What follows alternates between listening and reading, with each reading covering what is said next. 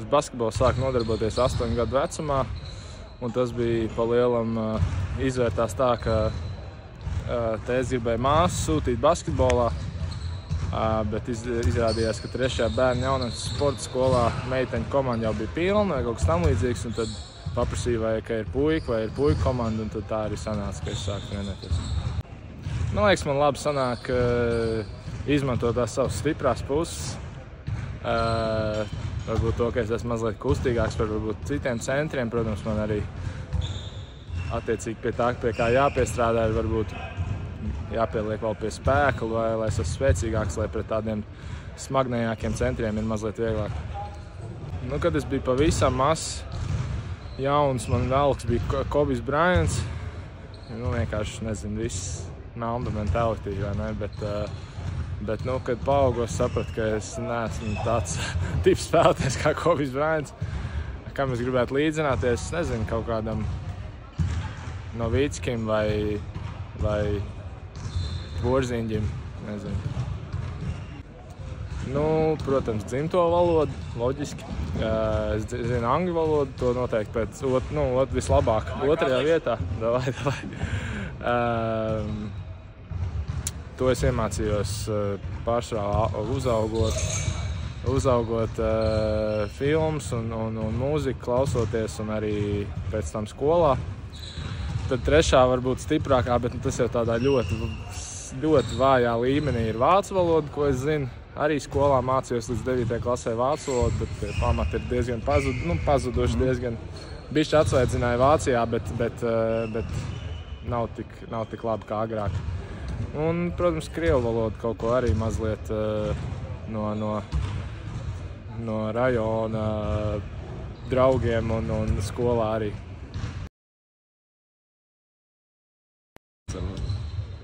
Un tagad Atlanta Hawks, protams, jo tur ir mūsu Kristaps Požiņš. Nu, bija kaut kāds brīdis, ka es dzirdēju kaut kādas tur baumas, ka ir kāds interesējies, bet tas viss ir, neesmu nevienu tā seju pret seju saticis kādu skautu, kurš tieši uz mani nāk skatīties vai kaut kādā baumu līmenī. Jā, varbūt tas man arī, atstāšu to arī tā, ka tas ir tādā baumu līmenī.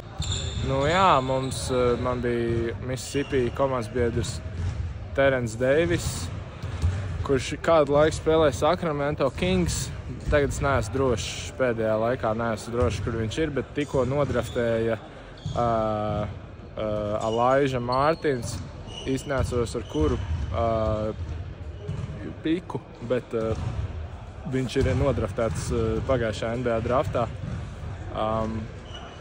Šur tur kaut kāds ir. Es atceros, universitātē mana komanda spēlēja pret Kentucky, kur bija Bams, Maliks Monks, Fox, vai ne? Tā kā tur bija tāda arī laba izlasīta.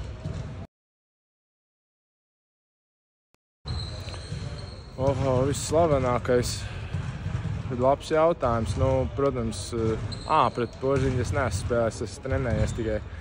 Es spēlēju pret Sergi Baka. Pagājušajā gadā Bayernā bija Sergi Baka. Tas pats Šengēlija, Virtusā. Tagad nenāk prātā, bet tie laikam tādi visatpazīstamākie, varētu teikt. Nezinu, droši vien kaut kāda arī sporta veidi, kur ir priekšrocība garākam cilvēkam, varbūt kaut kādu volejbolu vai peldēšanu. Man jau patīk arī tenis, bet es nezinu, kā tiem garajiem, tad man būtu uz servi jāņem viss. Nu, tā vienkārši tā sajūta būt mājās, tas ir viens, noteikti arī ģimene. Kaut kādā ziņā arī ēdiens, bet pie ēdiena man patīk ēdiens vispār, tāpēc interesanti ir katras kultūras ēdienu tā kā pabaudīt un iepazīt. Bet, draugi, protams, vienkārši tiešām tā sajūta, ka tu esi, kas saka, mājās savā dzimtenē, tās pārsvarā. Pirmais noteikti tas ir liels gods piedalīties treniņu nometnēs un cīnīties pie iespēju uzspēlēt oficiālās spēlēs pie izlases.